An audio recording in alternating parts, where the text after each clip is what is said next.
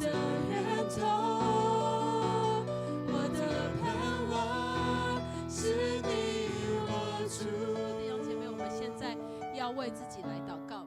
不论你现在心里所想的是什么，我们都要来放下它。不论你是为了你的工作，或是为你的学业来担心、来不安，或者是你对于你的家人的关系、对于你伴侣的关系、对于你跟你的父母、弟兄姐妹的关系而感到紧张，就是我们在主耶稣的面前，我们现在要来放下它。在我们的敬拜当中，有什么是没有办法在你的心中放下的？有什么是在你的脑中一直盘踞的？我们现在要来祷告，为了你自己来祷告，为了那些你没有办法放下的事情来祷告。我们现在就要来开口，主耶稣，亲爱的主耶稣，谢谢我们来到主你的面前。主耶稣，我们要为了自己所没有办法放下的，主耶稣，我们可能是为了我们的工作，主耶稣，我们感到很不安，或者是那些我们还没有做完的事情，还没有读完的书，所以说我们这些都在我们的脑中，我们没有办法专心的放下，来到主的面前来敬拜主你，我们没有办法单单的就用一颗最单纯的心来敬拜主你。所以说我们为了这些我们没有办法放下的事情，我们现在就要交托给你，因为我们知道我们在每一场敬拜当中，所以说我们都要更贴近你，而这更贴近你，就是因为所以说我们单单的来敬拜你。所以说我们来继续来敬拜，我们要说主耶稣，耶稣基督，我的依靠，你的十字架是我永远的荣耀，生命每个气息都是属于你，我的源头。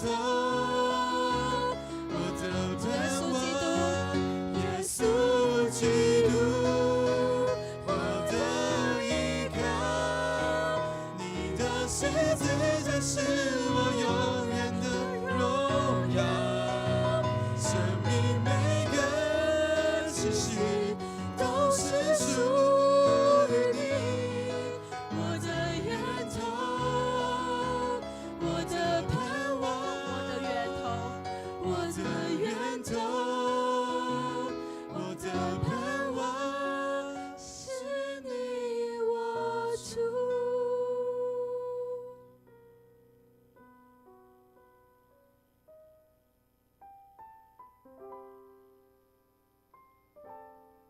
主耶稣，谢谢你，我们能够来到主耶稣你的面前，能够来敬拜你，都是因为主耶稣你的爱饶恕了我们，饶恕我们的所有的罪，我们才能够来到主耶稣的面前来敬拜。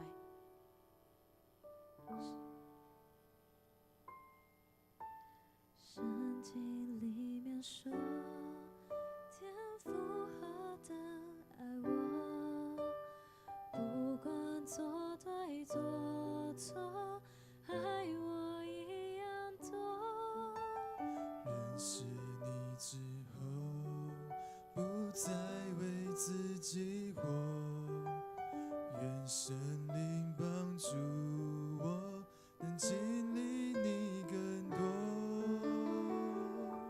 深不见底的爱，没有别处能找到，和你心相造我，深深认识我，我每一根头发，天赋你都细数过，恩典如繁星一样多。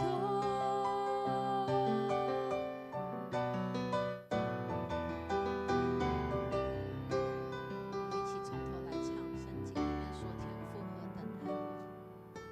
圣经里面说，天父何等爱我，不管做对做错，爱我一样多。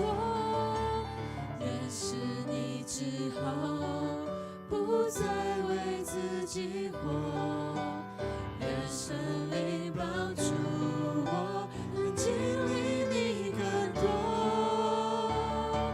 深不见底的爱，没有别处能找到，和你心相造我，深深认识我，我每一根头发，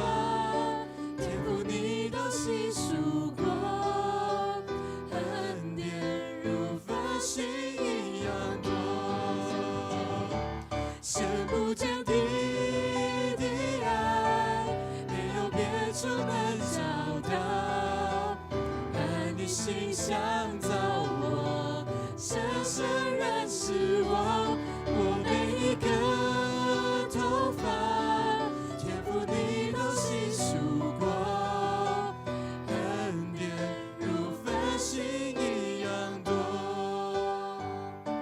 深不见底的爱，没有别处能找到，按你形象造我，深深认识我，我每一个头发，天父你都细数过，恩典如繁星一样多。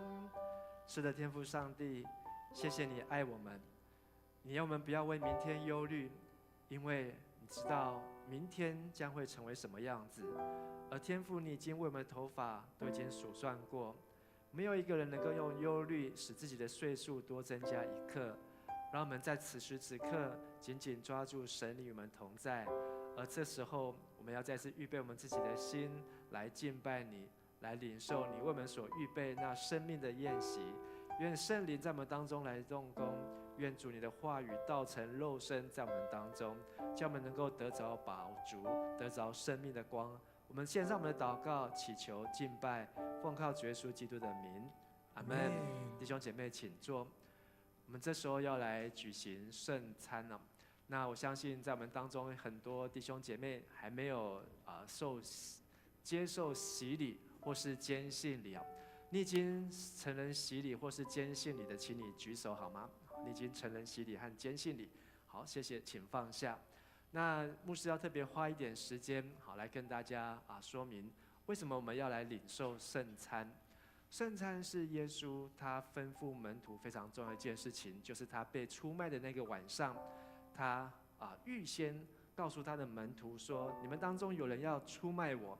但是耶稣他却用这样子的圣餐来告诉他的门徒们说：你们要如此行，记得纪念我。因为耶稣他借着这个圣餐的饼和这个圣餐的杯，告诉我们他将他的生命献上牺牲，而我要使众人的罪能够得到救赎。所以如果我们还没有接受成人洗礼或是坚信礼，那邀请弟兄姐妹，我们可以在明年度来参加 A1 的装备课程，或是明道班的课程，让这些的课程能够让我们更加明白为什么我们要洗礼成为基督徒，为什么我们要来领受圣餐。圣餐是神与我们同在的时刻，而是一个主耶稣他的应许要成就在神每一位相信的儿女的身上。所以在我们要来进行圣餐以前，我们要一起来祷告，把我们前面的饼和杯能够分别为圣，也把每一个人的心都分别为圣，在神的面前，愿神的灵充满在我们当中。亲爱的天父上帝，我们感谢你召集我们能够在周六的晚上在这里来敬拜你。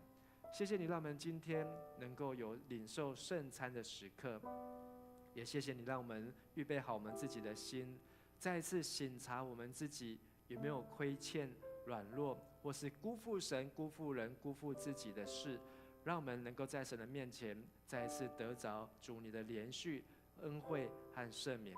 也愿你的灵分别在前面这些的饼和杯为圣，使我们领受能够成为我们身体的益处和帮助。我们这样子献上祷告祈求，奉靠主耶稣基督的圣名，阿们。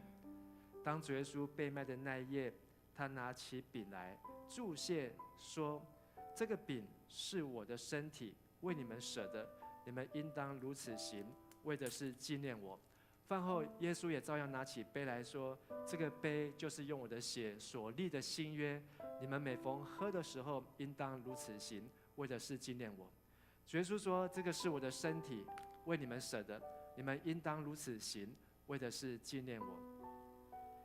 这个杯是用我的身体所立的新约，你们应当如此，你们每逢喝的时候，应当如此行，为的是纪念我。我们请长老来服侍，来分饼和分杯。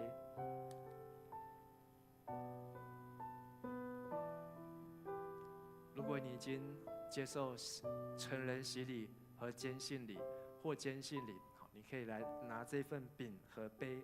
如果你还没有接受成人洗礼或坚信礼，你可以先为自己来祷告，求上帝能够带领你，让你明白，也能够成为神的儿女，能够来领受进入神所预备的宴席。而当我们拿到手上的饼和杯的时候，我要邀请大家在手上拿在手上，并且第一个为你自己来祷告，为你的身体来祷告，因为你的身体就是圣灵所居住的殿。我们的身体若软弱，身体若遭遇亏损，我们就不能够来成就、来荣耀神。求神赐给你有健康强健的身体，让你的身体能够一天新似一天，让你的身体灵魂能够健壮，能够活出神的丰盛。第二个，为你的心思意念来祷告，如同刚才诚心带领我们的祷告一样，再一次在神的面前停止忧虑，在神的面前放下心中的害怕，在神的宝座前放下你心中的担忧，让神掌管你的心思意念，将平安带到你的心中。第三，为着你的家人或身边的人来祷告，愿神透过你来向他们做见证，能够成为福音的见证，成为美好的祝福。当我们拿到饼和杯的时候，请我们先拿在手上，为自己、为我们的身心灵和家人来祷告。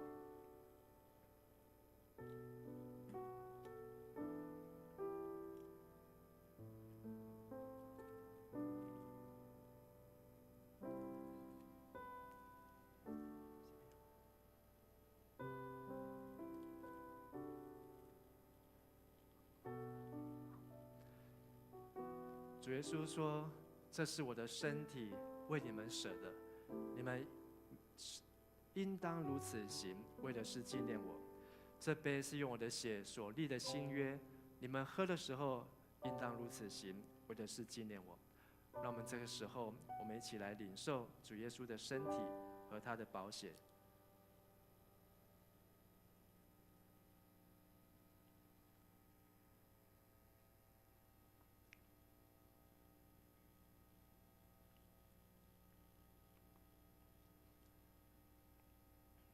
你们每逢吃这饼、喝这杯，是表明主的死，直到他再来。让我们再一次同心来祷告。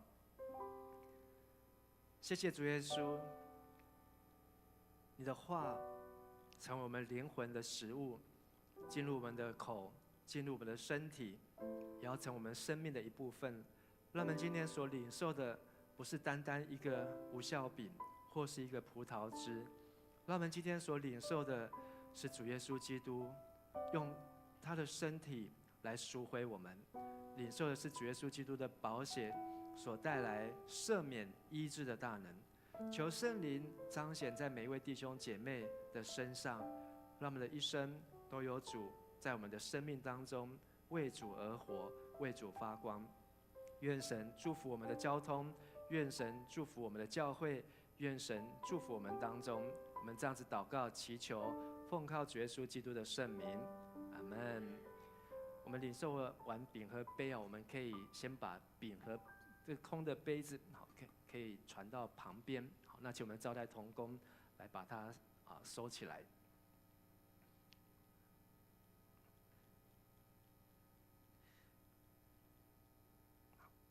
我们要来一起来读今天的经文哦。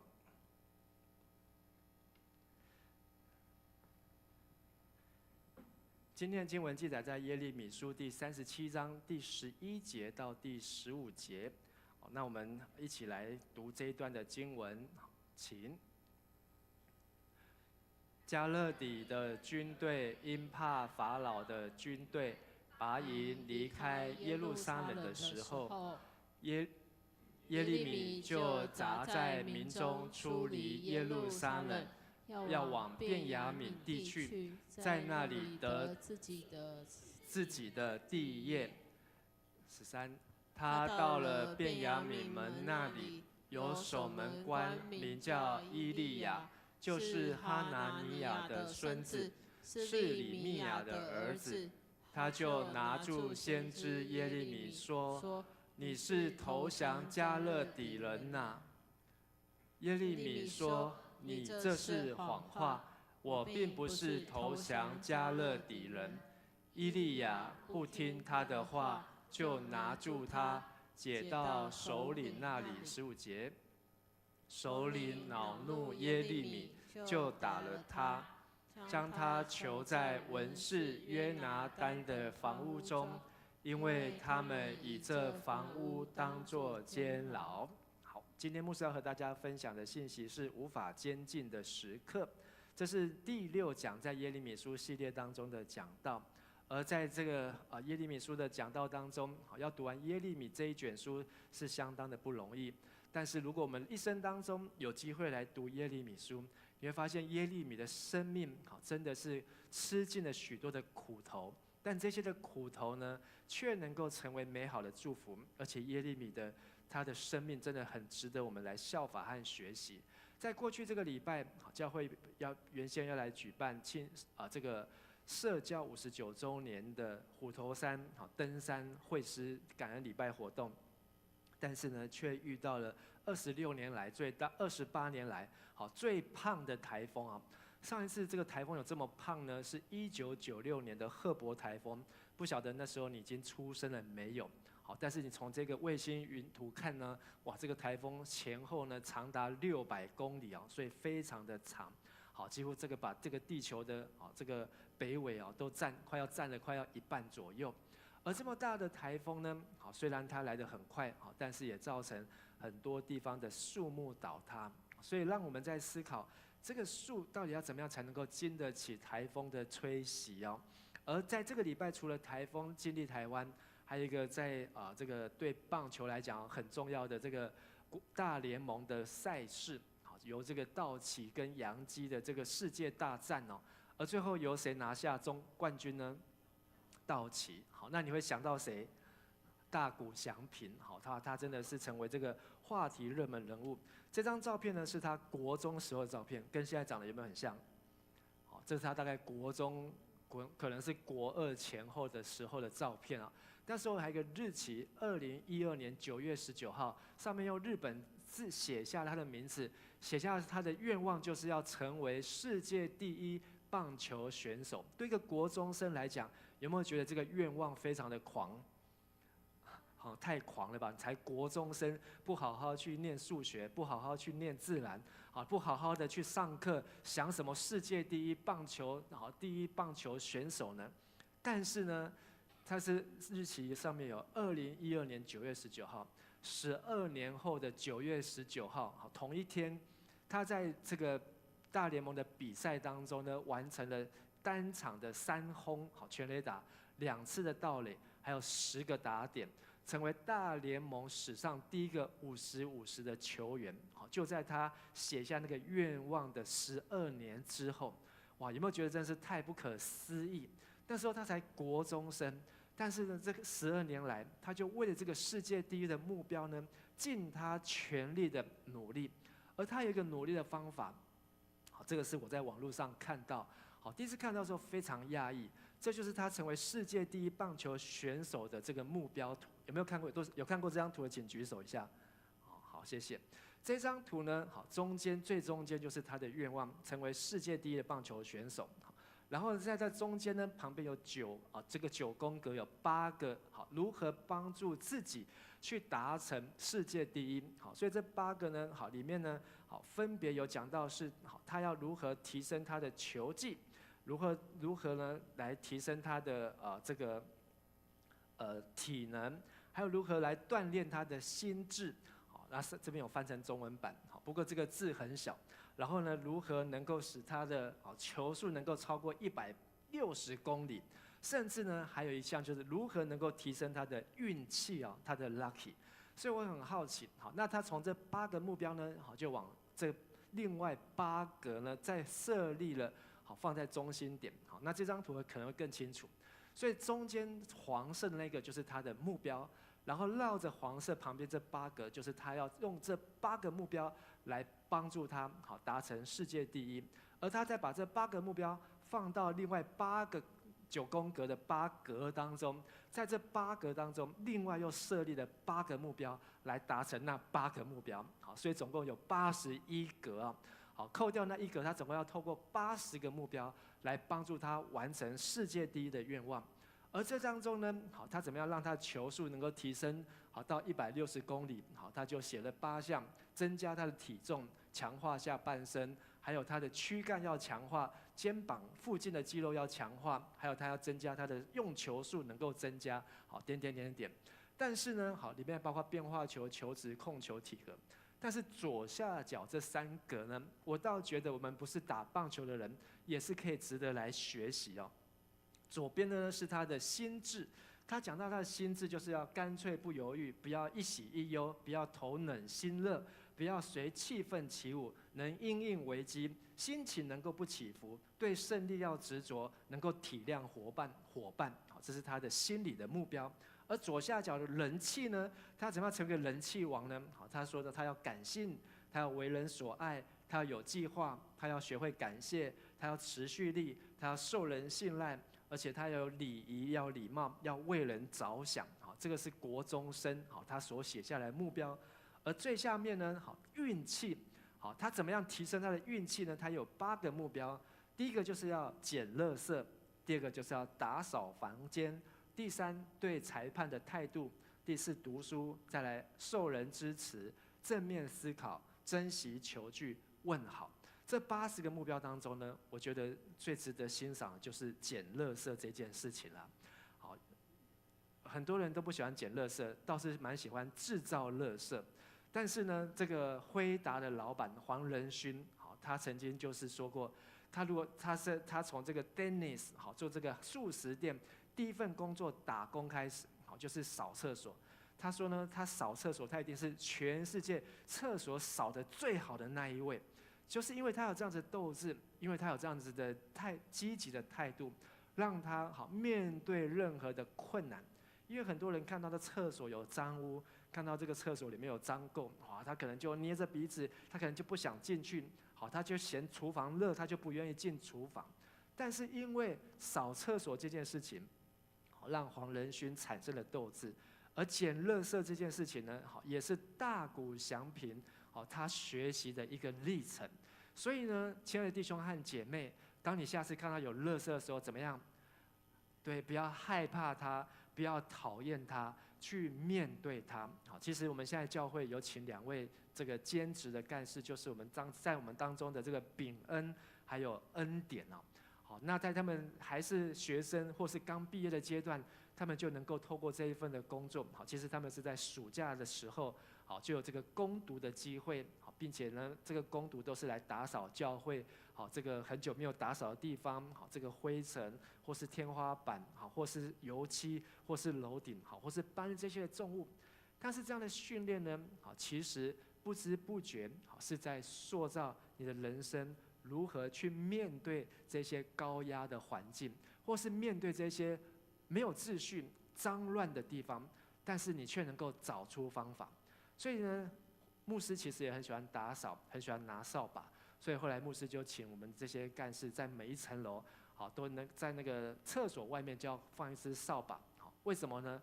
这样当牧师看到有垃圾的时候、头发的时候，第一时间就可以拿起扫把，好，就可以拿起畚斗来扫。我印象当中，好，扫地扫最多就是我在成功岭当兵的时候。哇，那个在台中成功里，那个真的是永远扫不完的树叶，每一天呢就是会掉满地的树叶，好，而且呢，但是呢每天就只有20分钟要扫树叶，好，你要把那树叶扫得干净，真的是不可能。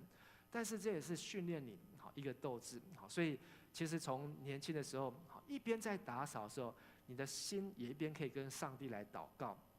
所以在这个日本的教练呢，他们国家篮球队就用这样大谷翔平的这个曼陀罗的目标训练法呢，他们呢也设计了一个4个象限，好，右边是关于自己，左边是关于社会他人，上面是看得见有形目标，下面是看不见无形的目标。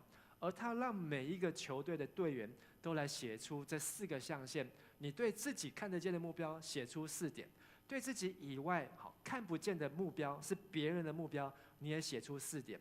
然后呢，左边下面是对于社会他人看不见的目标写出4点，而右边下面是对自己看不见的目标写出4点，而让你的目标可以越来越具体，让你的人生活着的每一天可以活得更有价值和意义，而不会说哇，今天明天不晓得要做什么，人生过着没有目标。你看大谷翔平花多久拿到世界第1的球员？12年，刚好12年。这12年他都为这80个目标不断的努力，不断的挑战自己。所以为什么他能够在高压的环境当中，能够训练这么好的稳定力？其实都是一天一天的累积。也盼望透过大谷翔平在这个礼拜所创造的奇迹和见证，也能够分享给我们在座的年轻人，让你在年轻的时候就有一个目标，从今天或是这个礼拜，或是接下来2025年开始，你能够定下你人生对自己、对他人看得见、看不见、有价值、有利益的目标。在12年当中，你的努力能够开花结果。在12年之后，你能看见你在今天在这个此时此刻所摆上的，能够得到上帝的祝福。好，我们这时候就一起为我们心中的目标，我们一起来做个祷告。亲爱的天父上帝，感谢你让我们经过1个礼拜的台风，我们上个礼拜在这里有恋爱讲座的专题分享，而也感谢你让我们在这个礼拜当中，我们能够经历平安，同时我们也能够看到在这个大联盟的比赛当中，一个运动员他如何锻炼自己的身体，也锻炼自己的心智和信心，也值得我们的学习和思考。求你按着这样子的训练，也帮助我们在座的每一位弟兄和姐妹，让我们人生不要失去斗志，让我们的生命不要失去方向。不论我们现在年纪为何，但是我们要为自己、为他人、为社会、为教会、为上帝的国度来活出美好。愿神你帮助我们，垂听我们祷告，让我们接下来12年当中能够活得更精彩，活得更有力量，活得更有盼望。垂听我们祷告，奉靠主耶稣基督的名求，阿们。祝你旁边弟兄姐妹跟他说，12年之后你的目标一定会达成。12年之后你的目标一定会达成。或许不用等到12年，好，有的目标可能是要吃麦当劳，好，可能等一下聚会结束之后就可以达成了。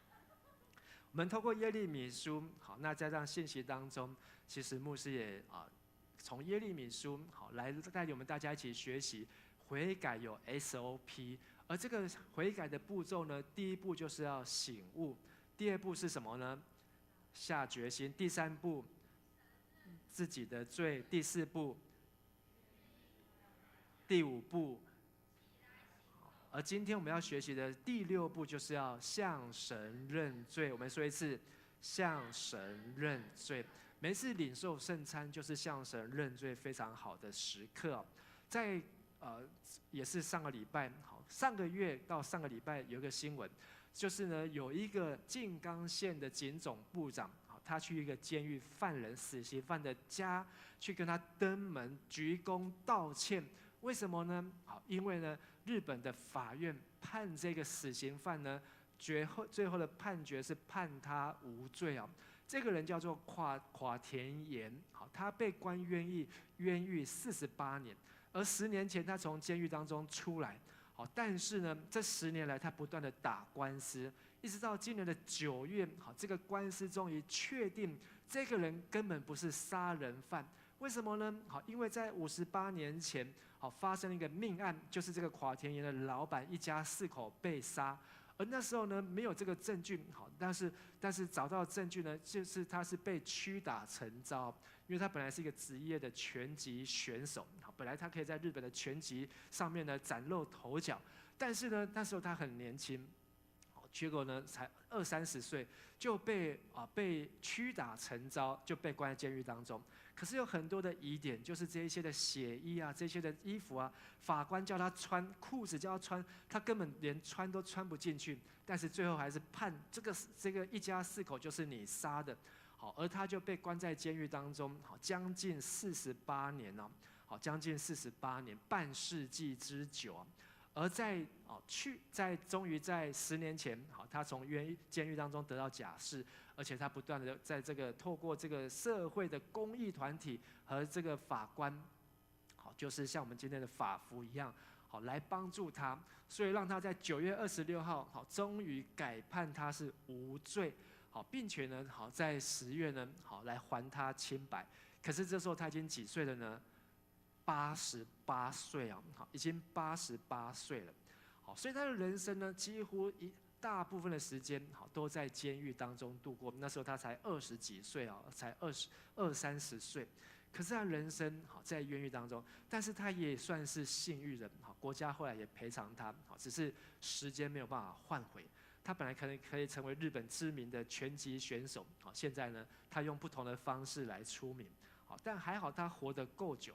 而我们读的先知耶利米，18岁的时候就被上帝呼召来做先知，但是他传道了40年，在这40年，他将近60岁的时候呢，我们在圣经当中看到他被抓去关在监狱里面。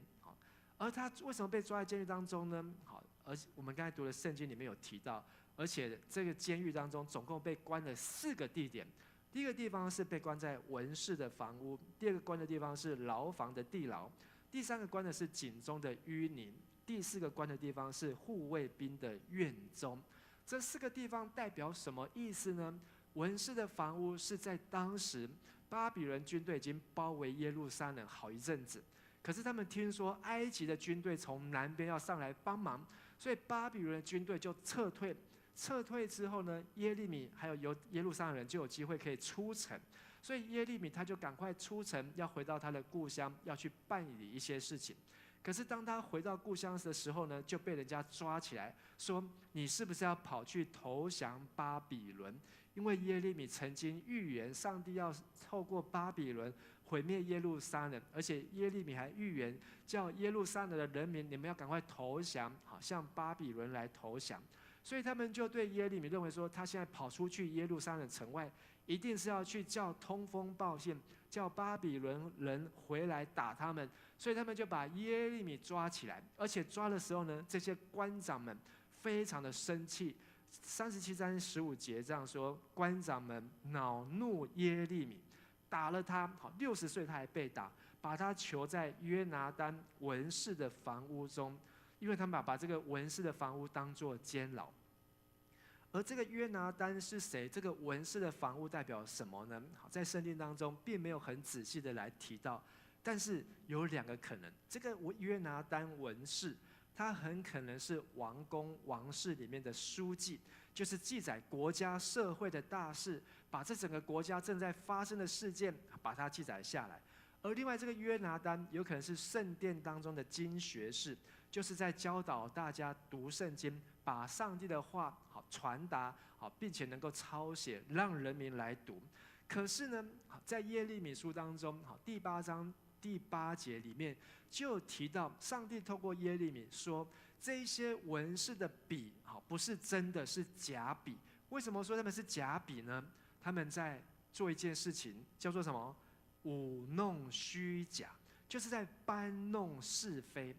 他们应该要照实的把这个事实还原，不论他是王室的书记，或是圣经经学的教师，他应该要照实的来呈现。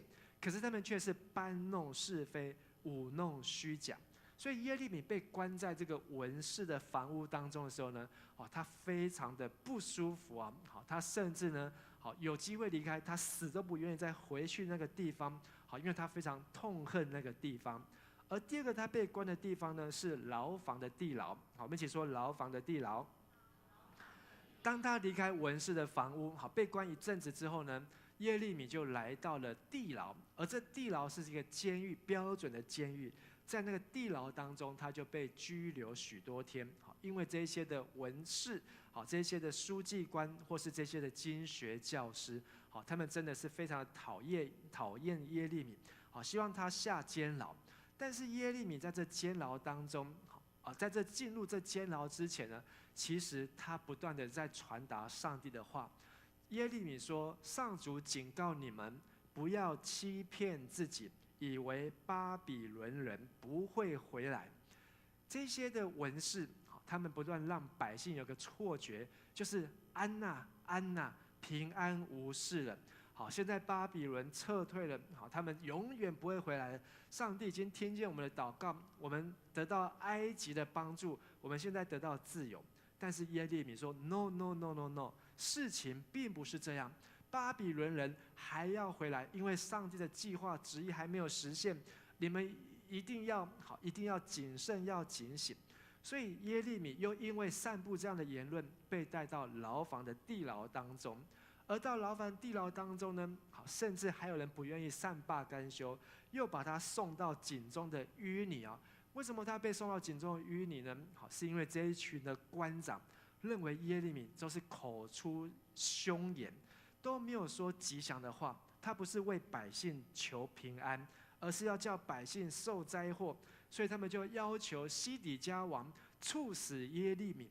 王呢不敢反对这一些的官员，所以说好，就交给你们，看你们觉得怎么样好就怎么样做。所以这些官员就把耶利米带到了他王的儿子玛基亚的家，家里面有口井，但是那一口井已经快要干掉，没有水了，里面剩下淤泥，是在护卫兵的院中。他们就用绳子把老耶利米垂到井里面，只有淤泥，他就陷在淤泥当中，不晓得多长的时间。你有没有掉过在泥巴里面过？在泥巴里面，好，那个可能就是全身黏黏、湿湿黏黏，而且它还是一口井。好，在里面可能也没有电灯，好，更没有这个通风设备，所以在那里面呢，可能都是苍蝇，可能都是蚊子，可能都是细菌，可能都是跳蚤，好，所以对身体、对皮肤来讲，而且他是一个60岁的耶利米，是非常非常的难受。但是呢，上帝垂听耶利米的祷告。在那个时候，有一个太监是古时人，古时就是现在的伊索比亚，就是非洲，所以这个太监可能是一个黑人，他的名字叫做以伯米勒。他就来到西底家王的面前说：“王啊，这一群人，他们现在这样对付耶利米，把老耶利米丢在这个井中的淤泥里面，如果再不救他，他就会死在那边，他就会烂在那个里面的。好，他的皮肤、他的身体可能都会在里面跟淤泥一样，好，和稀泥就和在一起。”王一听，好说好，你可以带人去救他。所以这个古时黑人太监，他就带了30个人去收集了破布、破衣服，用绳子垫在耶利米的腋下。好，因为为什么要垫呢？如果直接用绳子，可能他的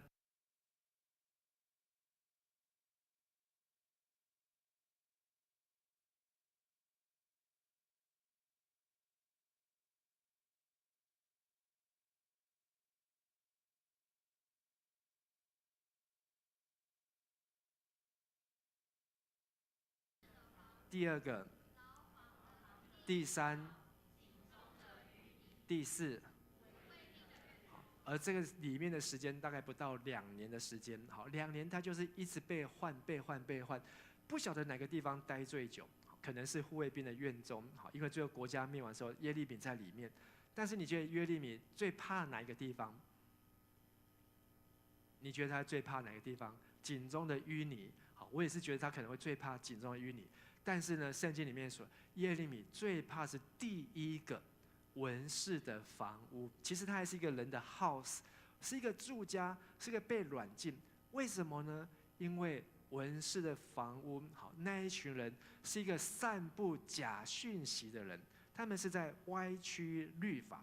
而他来到牢房的地牢，其实背后代表着这一群人把他送进来关的人，他们在散布的是假的和平。他们说耶利米都是在散布这个国家被灭亡的讯息，他们散布才真正和平讯息。可是那个和平是一个假的和平，因为他们想要投靠埃及，靠埃及的力量，不是靠上帝的力量。而在他来到井中淤泥的时候，有一群人好是给他罗织罪名，说这个耶利米是叛国贼，应该要死。好，所以就是跟王求，好，王就同意他们。他们是罗织耶利米的罪名，好，假公义。而最后耶利米来到护卫兵的当中，护卫兵的院中。但是呢，看起来好像西底家王他有想要做一番的改革，最后呢仍然是假改革。所以耶利米被关的这4个地方，也代表耶利米所处在的环境充满了虚假，有假讯息，有假和平，有假公义，有假改革，跟我们今天的社会有没有很像？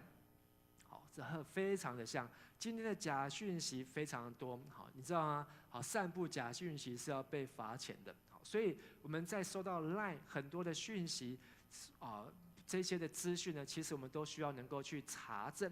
你不要一收到马上就紧张，一收到马上就信以为真。好，甚至现在透过 AI， 好都可以变造，好把这个总统、把这个明星、把这些偶像，好他们可以用这个还原的方式，好让你看起来好像天衣无缝。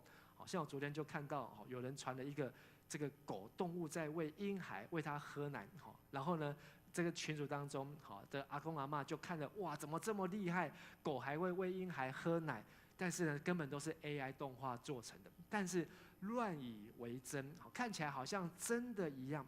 而这些假讯息在我们生活当中，好，我们要很谨慎、很小心，不能黑白讲，不要随便传。好，请大家说一次，不能黑白讲，不要随便传。好，因为散播假讯息是有罚则的，所以我们要做的就是每一个公民，我们要有判断的能力，要先去求证这些讯息它的来源，它到底是真是假。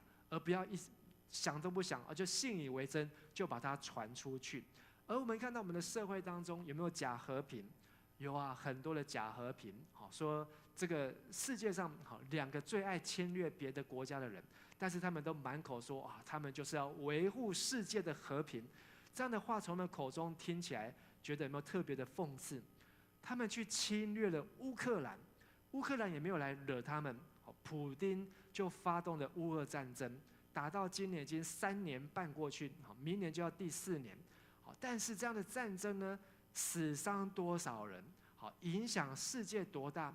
可是呢，他却说他在维护世界的和平。同样的，这个小熊维尼，他的小熊维尼，他也说他在维护世界的和平，但是呢，动不动就要出兵。动不动就要镇压，甚至呢是不择手段，好，他直接断网，直接断讯，好，甚至就是失踪被消失。特别在香港，好，这个前几年的反送中运动的时候，香港好在几个月里面就有2000具的浮尸在香港的海上，好，然后很多的人被坠、被跳楼，好，很多人莫名其妙就是从楼上摔下来。在这样子的气氛当中，很多香港人就移民来到台湾，去到了美国，去到了新加坡，去到世界其他的地方啊。他们看到他们所在的地方，并没有像他们的领导人小熊维尼说的，是要真正的求和平。大家心里面没有那个和平，没有那个平安，所以这是一种假和平。而今天的台湾，也有很多人想要跟这2位当好朋友。你觉得他们的心态是什么样的心态？我们只要跟这2位当好朋友，他就不会来打我们。只要我们跟他们握手言和，他就不会来对付我们。哇，他一定把我们当作兄弟，把我们当作自己人。这样的心态，这样的想法，就是对他们不够了解。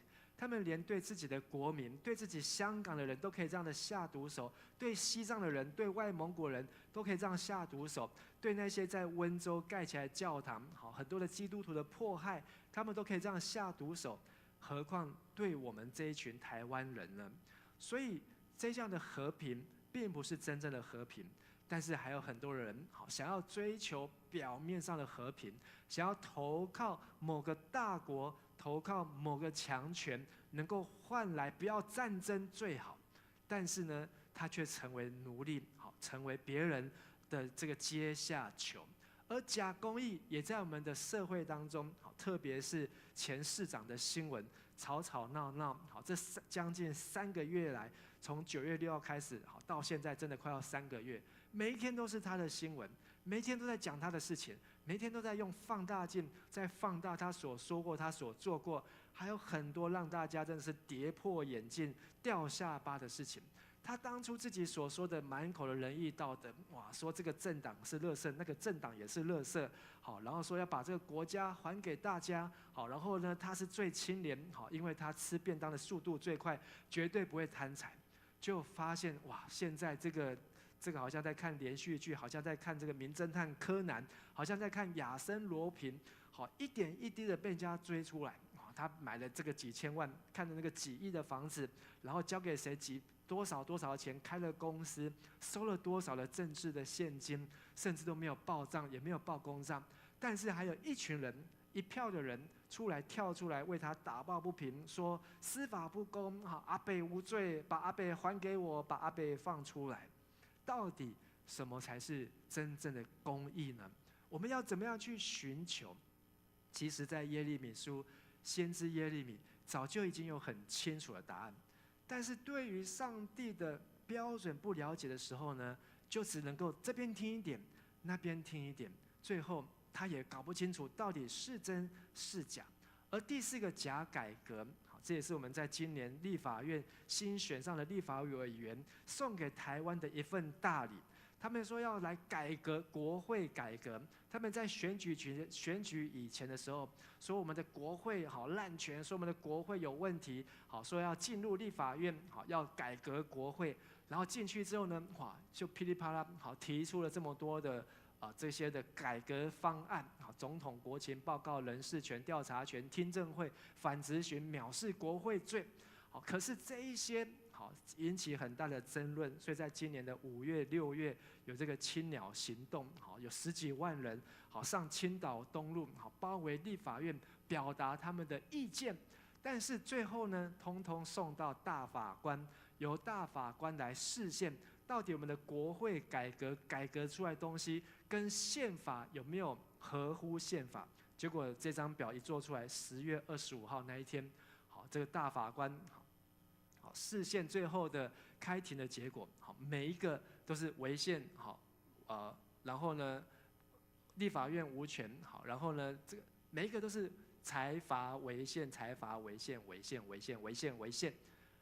我们的国会改革，好，花了将近7个，从2月1号开始上任，到现在11月1号，花了9个月，中间2个月还放暑假，花了7个月时间，最后。改革出来的东西，好，都是一个不能用的东西，好，都是违背中华民国的宪法。但是呢，他却有很多的真相不能告诉别人。所以，我们当牧师一边在带领大家读耶利米书的时候，一边又看我们现在所处在的台湾处境和社会，假讯息、假和平、假公义、假改革，在耶利米的时代这样，其实在我们今天的时代也是这样。而最悲哀的是。领导人，在耶利米时代，国家的最后一位领导人叫做西底家，台语怎么念？西底家，好，西底家就是死在这里啊，好，西底家，好，西底家。这个西底家最后不是死在自己的家，是死在巴比伦，被掳巴比伦。而西底家王呢，好，他是还有机会能够翻转国家。因为就是在他国家灭亡前，他见了耶利米，上帝还透过耶利米传话给西底家，只要他愿意改变，上帝要让西底家可以继续活着，而这个耶路撒冷的城可以继续的平安活下去。但是西底家他不愿意，因为他不愿意投降巴比伦人。为什么西底家他不愿意投降呢？后来我们从耶利米书里面看到他自己这样说的。西底家王对耶利米说：“好，我们一起来读。我怕那些投降加勒底人的犹大人，恐怕加勒底人把我交在他们手中，他们就戏弄我。”西底家他出于一个原因，就是怕什么呢？怕被人家戏弄，怕被谁戏弄呢？怕被他自己的国家国民的人戏弄。原来就是早就已经有一票人在劝他，王啊，好，先知已经说了，上帝已经说了，我们应该要投降，我们应该要乖乖的顺服上帝的带领。但是这个王就是一直跟到最后，好，没有办法跟的时候，好，果然预言成真，他怕自己拉不下面子，所以呢，他就说啊，我怕我真的去投降，这些人会笑我、戏弄我。可是耶利米还在安慰他。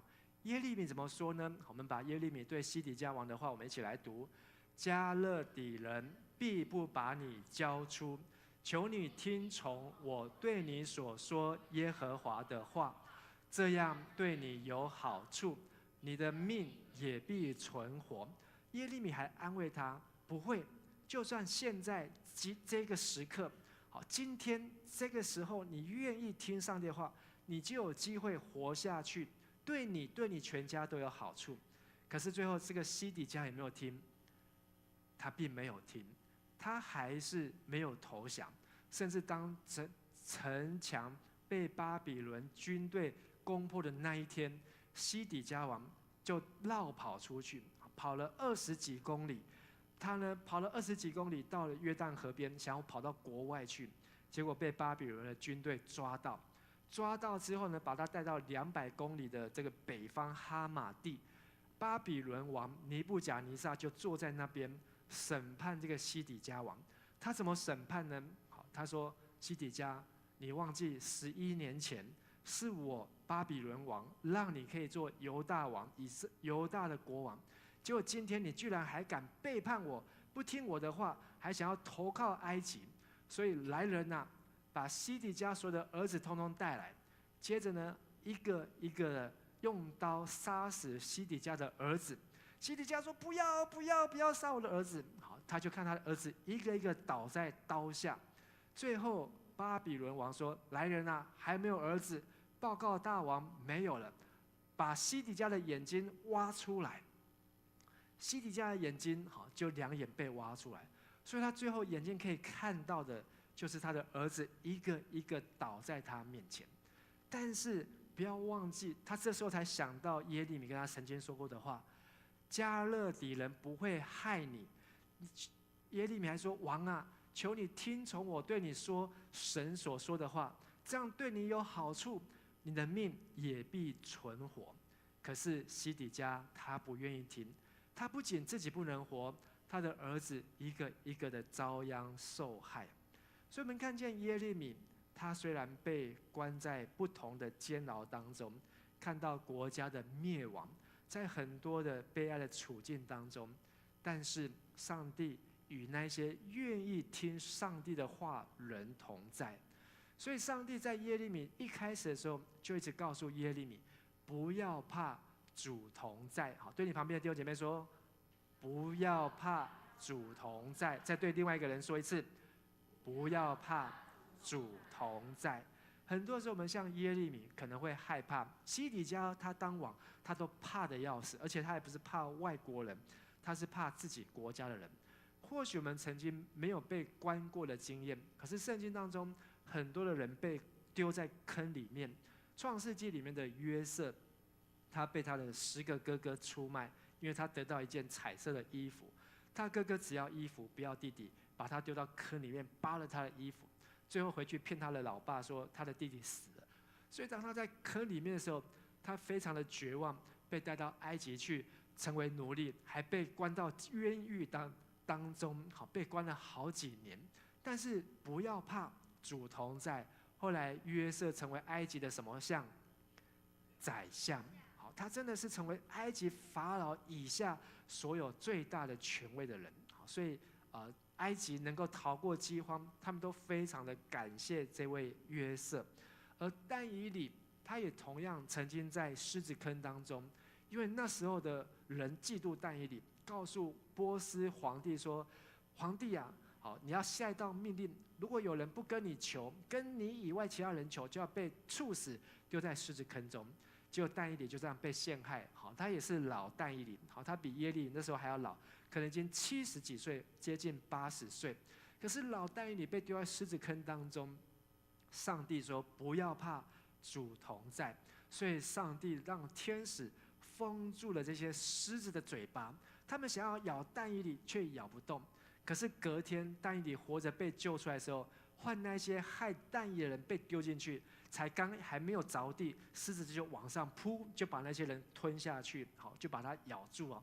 所以代表这些狮子好，他们不是不会吃人，是真的会吃人，但是是因为主同在。还有一位先知约拿，上帝要他去跟巴比伦的尼尼微传福音，可是他不要，后来被上帝用大风大浪让他被丢到海底里面，在海底当中有一只大鱼把他吞吃下去，他在大鱼的肚子当中沉到了海底。他说他的人生好像来到了阴间，他真的是没有办法再做什么了。好，但是他说唯有耶和华是配得称颂的。他知道上帝还留他的活命。好，如果上帝让他活着，他愿意为主而活，所以他真的上帝就让这条大鱼上岸，把它吐出来，他就真的乖乖去尼尼微城传福音。所以那时候整个尼尼微城的人哇，全部都悔改。那约拿还是很生气，但是这一些人还有加上今天我们看到了耶利米，他在淤泥坑当中，上帝也是告诉他不要怕，因为主同在。而这句话，好，上帝也告诉过这位先知救耶利米的先知，因为上帝告诉耶利米的救他那位古时，刚才我们讲到的黑人先知说，到国家灭亡，甚至当人民四散的时候，那一日我必定要拯救你，你必不致被交在你所怕的人手中。这是耶和华说的。我已经定义要搭救你，你必不致倒在刀下，却要保全自己的性命。为什么呢？因你倚靠我，因为他倚靠上帝，不是倚靠埃及，不是倚靠俄罗斯，不是倚靠小熊维尼，是因为倚靠上帝。我们的人生会有各样的害怕，好，明天要考试可能会害怕，要交报告会害怕，好，要上台会害怕，好，然后呢没有钱会害怕，好，可能要去看到喜欢的人会害怕，好，想要去追女朋友会害怕，要求婚，很多的事情都害怕。但是不要怕，因为怎样？主同在。怎么叫做主同在？就是因为要倚靠上帝。所以耶利米18岁的时候，耶利米书1章8节，上帝就这样说，我们一起来读：你不要怕他们，因为我与你同在，要拯救你。这是耶和华说的。上帝说我要与你同在，要拯救你。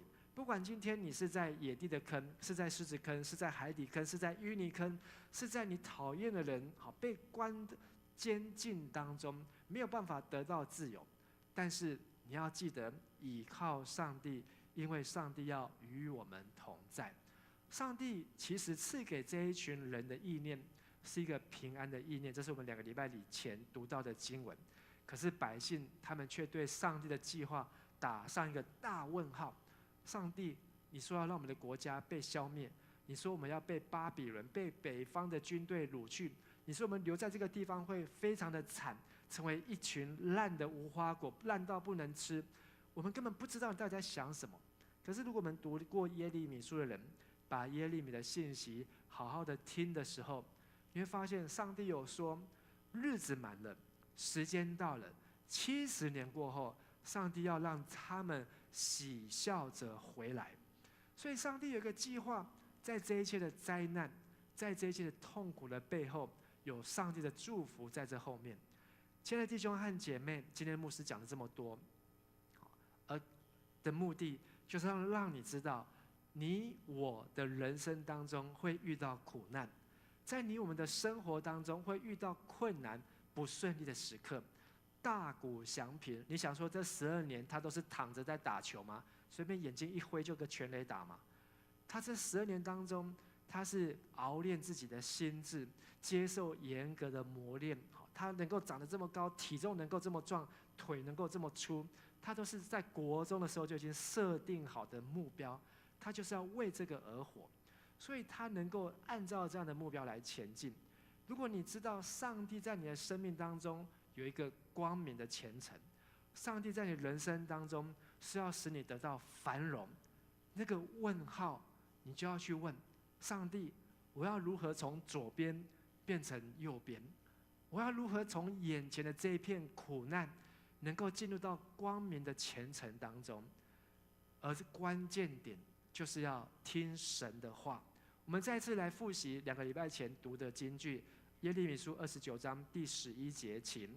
我知道我向你们所怀的意念是赐平安的意念，不是降灾祸的意念，要叫你们末后有指望。这是耶和华说的。我们要知道我们的人生要怎么样进入繁荣，不是小熊维尼来告诉你弯弯回来吧，回到祖国的怀抱。好，什么叫弯弯？好，就是台湾叫弯弯回来吧。好，并不是这个俄罗斯的这个普丁告诉你哦，乌克兰百姓好，你们要乖乖听我们的，好，你要臣服在我们下面，你们就会得到安全。不是，平安的意念是从神来，叫我们末后有指望。而这样的我们的指望要怎么样保持住呢？不是变成在梦想当中，大谷翔平是透过80个目标来保持他心中这个繁荣的指望，末后有指望。而我们是透过12节、13节，我们一起来读：你们呼求我，向我祷告，我就应允你们；你们寻求我，若专心寻求我，就必寻见。上帝说，在你的人生锁定那个 lock 住的那个目标，而旁边的次要的目标，都要为这些事情一个来祷告。而这些祷告就是要开口的意思，就是要说出来，不要放在心里面，不要夹在你的日记当中，而是你要跟神祷告，而且不是只有祷告，还要寻求。寻求的英文就是 seeking， 就是你要出门，你要出去寻找，不是坐在这边寻找，不是上网搜寻 Google， 不是这个寻求，而是你要出去看上帝在我的心中有什么样的旨意。所以光倒垃圾这件事情，光扫地这件事情，你要怎么样去祷告，怎么样去寻求，你要怎么样能够在这一点小事情上面，看不顺眼的地方上面，你能够开始在那边祷告，在那边寻求。你的生活当中就是有很多这样的垃圾，有很多这样子的不干净的事情，有很多混乱事情，你要怎么样让它能够 organize 有秩序，就是你要去面对它，你要起来行动。所以今天悔改的第6个 SOP 就是要向神认罪。我们要跟神承认我们生命当中有哪一些的垃圾需要倒掉，向神认罪，就是我们要为这样的垃圾，我们要下定决心起来行动，并且求神的饶恕，让我们里面不再是有那个灾害的意念。这张图让向神承认我们里面不要活在灾难当中，不要活在害怕当中，不要活在恐惧当中。认罪就是把你心里面所担心的害怕的跟神讲。其实耶利米还在辅导西底家王，王啊，说出来，不要害怕。王说出来的，可是他却没有跟神认罪，他最后还是活在害怕的底下。所以在我们周报上面有我们的小组分享的题目，或是我们可以来祷告的题目，分享一件你曾经动弹不得的经验。耶利米在井中的淤泥，哇，真的那个泥是一直干，一直干，好干到怎么样？好，他就可能他的腿，好，他可能想要站好，站不住，就只好坐下去，那个泥巴干住之后，就把他整个人就夹住，好，所以他真的是好像被那泥土吃掉一样。但是上帝却搭救他，好，派一个黑人的太监。你有没有想过，上帝可能会派一个你瞧不起的人？上帝可能会派一个可能是你看不起他，或是你曾经轻视他、忽略他的人，可是可能你曾经在他身上做了某一件事情，而这个人就回过头来帮助你呢？而耶利米一定对这个古时人太监做了什么事情，以至于这个太监冒着生命的危险，还带着30个人去把耶利米把他救出来。而耶利米他被关过4个地方，这4个地方他所面对的环境对我们有什么样的启示呢？而圣经说，我们要传好信息，使那些受压制的得自由，叫被掳的得释放。在我们的身边当中，有没有人被什么样的假讯息，被什么样子的不公不义的事情，像是耶利米一样受冤屈，或是我们一开始看到那个日本的88岁的阿公，好，他被关了，被冤枉了58年了，但是有很多的人起来为他努力。好，他如果靠自己，早就死在监狱当中，他被判死刑了。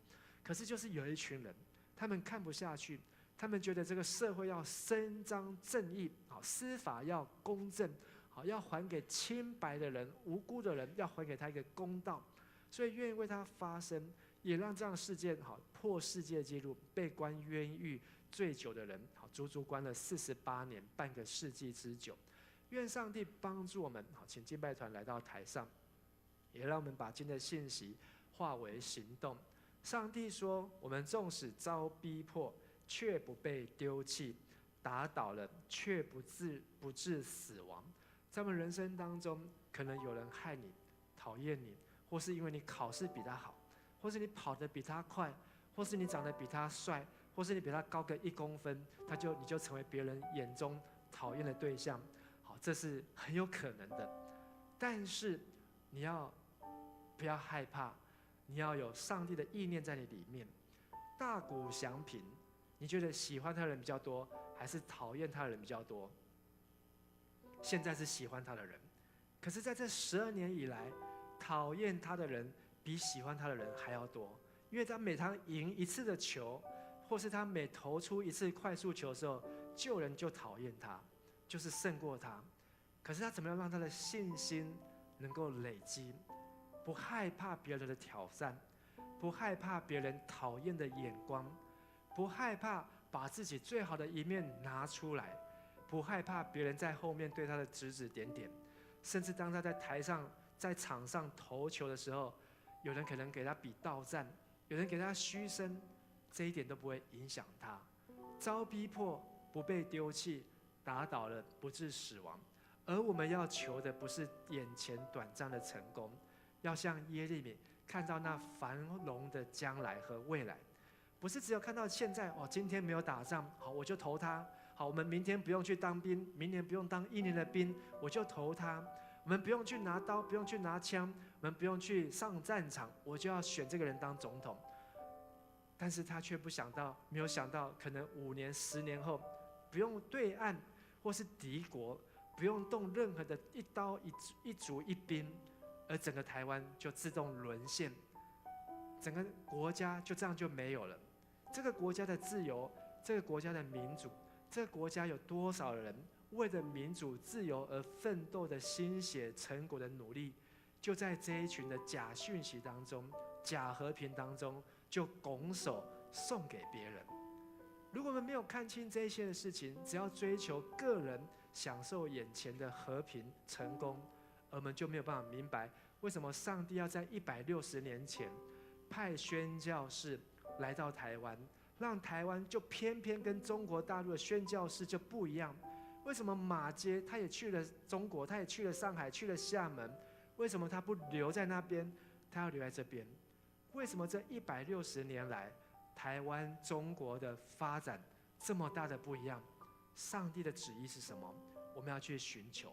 最后我们要宣告，在耶稣登山宝训所说的，为义受逼迫的人有福了，因为天国是他们的。我们一起起立，我们用这首诗歌来祷告，来回应，让主耶稣在我们身上的救恩，今天我们所领受的圣餐，所领受的饼和杯，不仅仅是我们个人得救，而是我们的家人也要得救。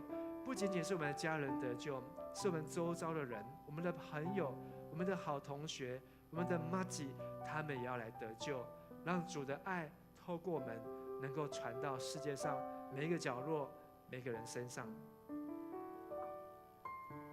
圣经里面说，天父何等爱我，不管做对做错，爱我一样多。认识你之后，不再为自己活，愿神灵帮助我，能经历你更多。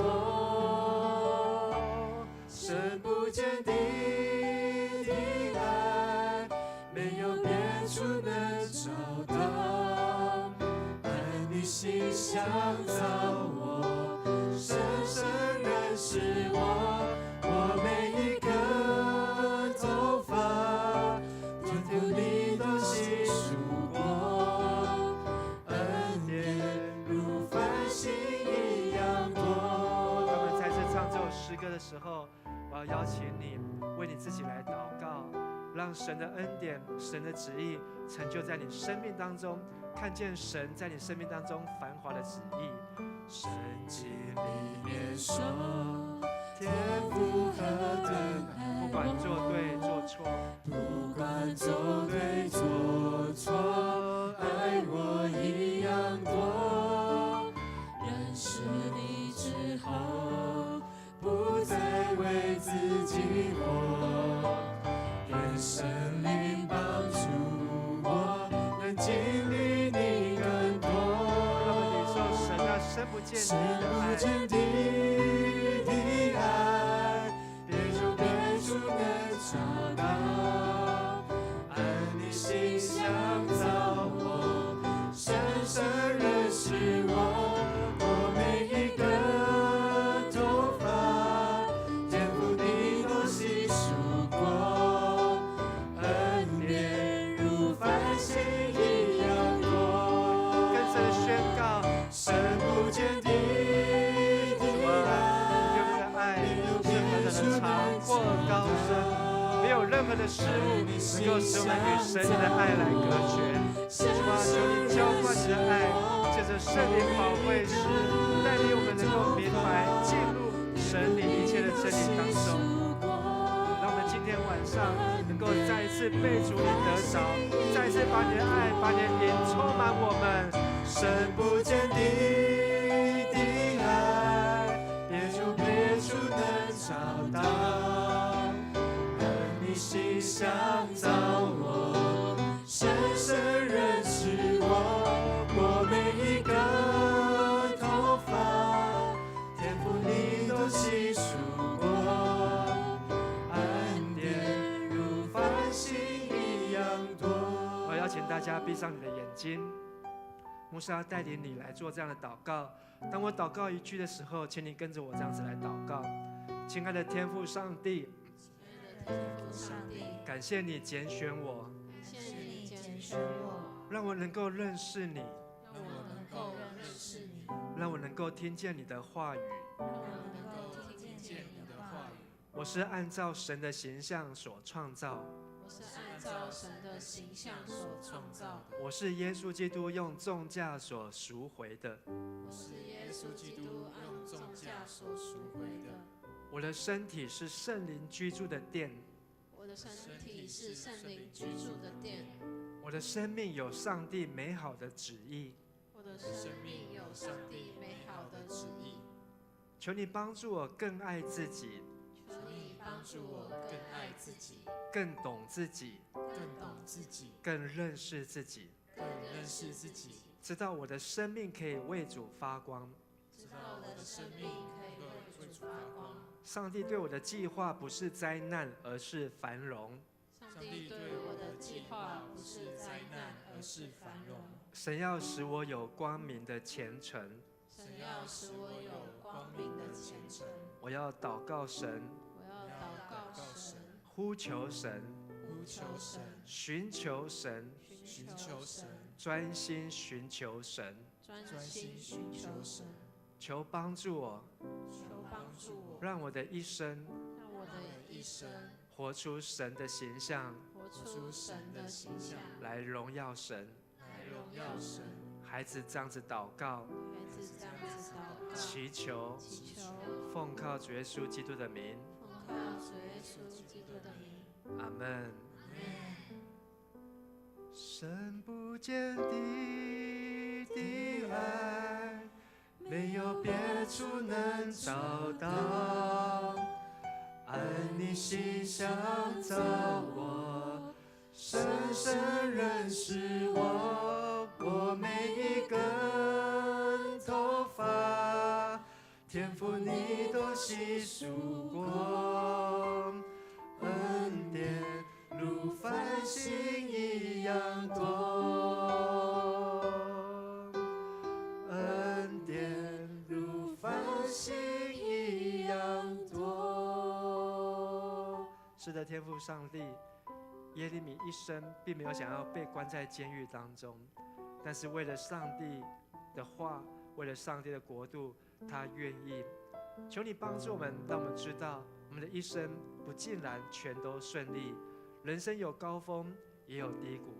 当我们被困在低谷当中，当我们被限制住，当我们在低潮的时候，主啊，愿你赐给我们有平安的意念，让我们看见我们是在末后，在将来是充满光明的指望。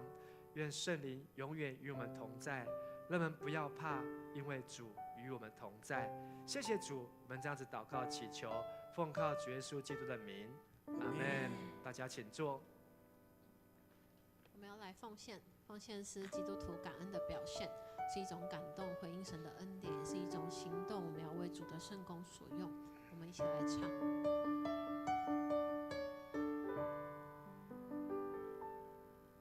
向亚伯拉罕献上以撒，我生命挚爱都献给你，所有一切都是你的赏赐，你配得我献上全所有。请起立。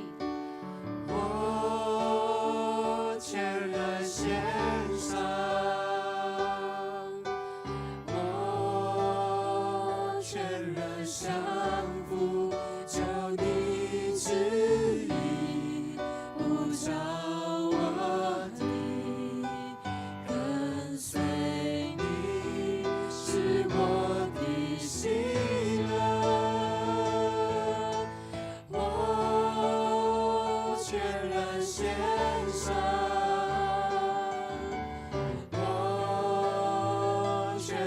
降服在每一天，每个选择，我都说我心尊主伟大。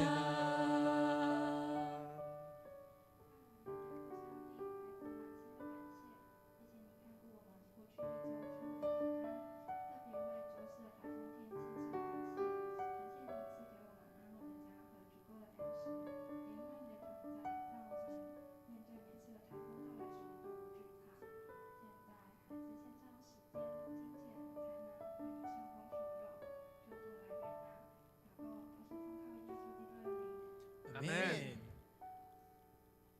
我们要持续站立，然后我们也要继续来敬拜我们的神。我们一起拍手，然后我们要用我们的掌声，要用我们鼓掌，都将我们的敬拜献给我们的神。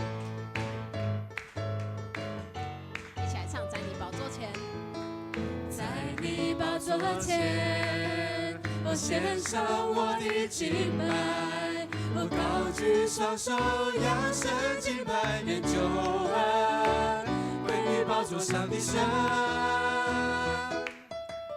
在你宝座前，众天使匍匐敬拜，让万国万邦在天上说，愿救恩归于宝座上的神。一起宣告哈利路亚，哈利路亚，哈利路亚，哈利路亚，哈利路亚，救恩荣耀都归于我们的神。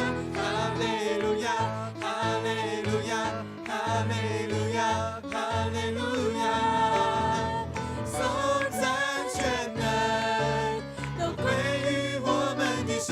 哈利路亚，哈利。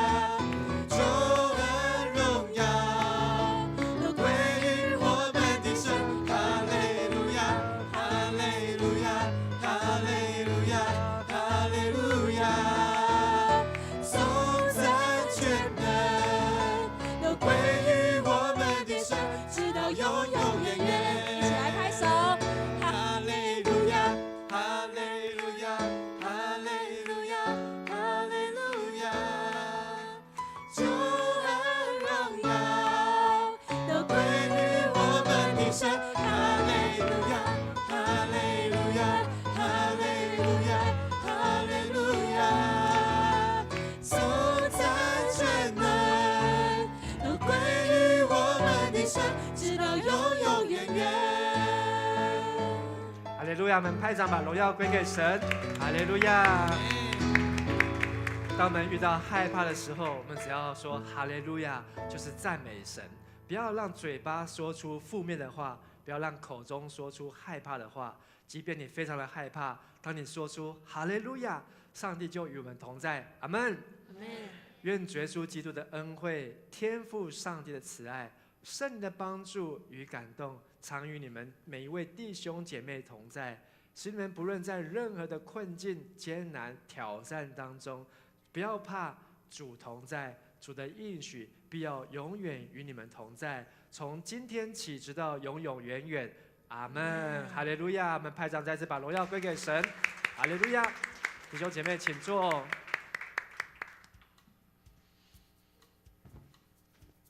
好，各位弟兄姐妹，大家平安。平安。接下来是我们的报告时间。那由于今天的报告呢非常的少，所以我们要用一个很特别的方式来进行哦。先想要问一下，有没有第一次来到我们当中的弟兄姐妹啊？没有，好，没关系。我知道我们当中有新的旧朋友来到我们当中，请起立，嘉平、嘉音，你也是啦，不要皱眉头。右强，还有右强的朋友也请起立，还有佳音肚子里的宝宝，好，快这个月要生了，哇，恭喜恭喜！好，欢迎你们，欢迎回家。好，那哦，佳音的老公，哦，哎，对我没有看到荣恩呢，荣恩一定是变瘦了。对，荣恩，欢迎回家。荣恩旁边那位是嘉恩，我知道，嘉恩请起立，嘉恩也很久没有看到了，欢迎。好，那还有谁想要被介绍吗？怡云请起立，怡静有来吗？厕所好，我们欢迎怡静。好。那接下来呢，就是看一下我们的 PPT。今年度就是本主日11月3号要举行圣礼典。那周六的部分呢，就是今天。然后呢，下午1点，礼拜天的下午1点，在501会召开第563次的小会。好，再来呢，哇，这一周是11月份的第一个礼拜，所以我们请11月份的寿星起立，来到台前。哇哦，该不会没有人啊？有，可以来到台前，没关系，不要害怕，神与你同在。啊，宝宝里的算，哎，宝宝里的可以领一份吧？可以站中间一点这样。那我们的招待同工会发送给你们生日小礼物。好，我们可以来唱一下生日快乐歌。好，噔噔噔。祝你生日快乐，祝你生日快乐，快乐，祝你生日快乐 ，Happy birthday to you，Happy birthday to you，Happy birthday，Happy birthday，Happy birthday to you， 掌声鼓励鼓励。今天小强是专门为了生日礼物来，没有，我知道他现在都在内力长老教会哦，他在那边有很多的服事，好，很高兴小强能够回来跟大家一起来聚会，好，那么也为台前这1、2、3、4，你是吗？你也是，哇，5位寿星，好，还有可能在线上的寿星们，我们为他们来祝福，我们一起来祷告。亲爱的天父上帝，我们感谢你，今天让我们能够在这里一起来庆祝11月生日的弟兄姐妹，他们在这个月份当中要经历他们人生当中的喜事，也经历他们人生当中的一个恩典。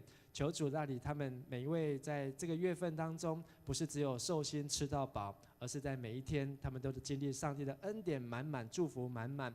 也祝福他们在这一年当中，他的身心灵更加的健壮，也更加的成长。所到之处都有神的同在，愿神为他们扩张境界，也赐福于他们，在他们的身上，在他们家中，也在他们的每一天。我们这样子献上感谢、祷告、祝福、祈求，奉靠主耶稣基督的名求，阿门，生日快乐，生日快乐。生日快乐！谢谢，请回座。好，那接下来呢是有一个特别的活动要介绍给大家。那大家看这个图非常的小，对不对？字看得到吗？可以哈。好，那我还是念一下哈。这个活动是每年的寒假的时间。在明年是办在1月31号到2月3号，总共有4天，叫做日光少年营。那今年的主题是我是我是。好，总共有4天哦。大家看一下，它的报名费本来是3500块，然后呢，超早鸟价是2800，然后是在10月31号以前。那今天几月几号？11月3号，对不对？所以过期了。那10月30号以前呢，只要你有5人以上，你可以组团报名的话呢，就只要3000块。但是呢，这边告诉大家一个好消息，迦南教会呢对大家非常的好，你们只要出1000块，然后呢就补助你去参加这个营队，是不是非常的秀啦？很划算。那这个营队里面包含什么呢？地点是在谢尾营地，在南投，一个非常的美丽的营地。然后呢，你可以住在那边，然后你可以吃那边的3餐，光是这个就已经很划算。我参加日光的时候，那边的厨房非常有名，因为东西很好吃。这样，然后那我们的活动呢，就是非常鼓励对青少年有委身的意愿的同工来参加，因为你如果是青少年国中或是高中，你可以来参加当学员，来一起玩游戏啊，一起读圣经，然后会有队服哥哥姐姐带你。那如果你是大学以上，甚至是社青，你报名的话呢，你当队服，你就可以学到一些带小朋友、带青少年的技巧。那如果你是活动组呢，你可以学到一些带领活动的技巧，或者是发想活动，是不是非常的棒？那想要请问一下，在座有参加过日光少年营的举手。哇，你看，来各位转身看一下，举高一点。这些人有什么特质？非常的优秀，都是我们优秀的同工。也不是说其他同工不优秀，其他同工也很优秀，只是呢，他们特别的专长是在这个青少年的方面。那我今天呢，请到一个非常的优秀，然后也很资深的不是员工，同工来分享一下日光少年营。大家掌声欢迎木轩。好，各位平安哦。那我来分享一下日光少年营。那这个是我非常推荐大家去参加的一个营会。那我大学的第一个营会就是日光少年营，甚至比我参加夏令营还要早。那这个营会呢，就是它是总会办的，是全国性的营会，所以你在这个营会当中，你会遇到全国各地来到在那个时间的青年都会来到这个地方参加这个营会。你在这个营会呢，我感受那个时候我在这个营会，我感受到了就是一种信仰的碰撞，因为有很多在教会你就认识了除了在教会以外的其他的基督徒，你就会看到很多的信仰的不同的面向，你也从中学会了很多不同的，就是认识了很多不同的人，然后学会很多不同带领青少年的技巧。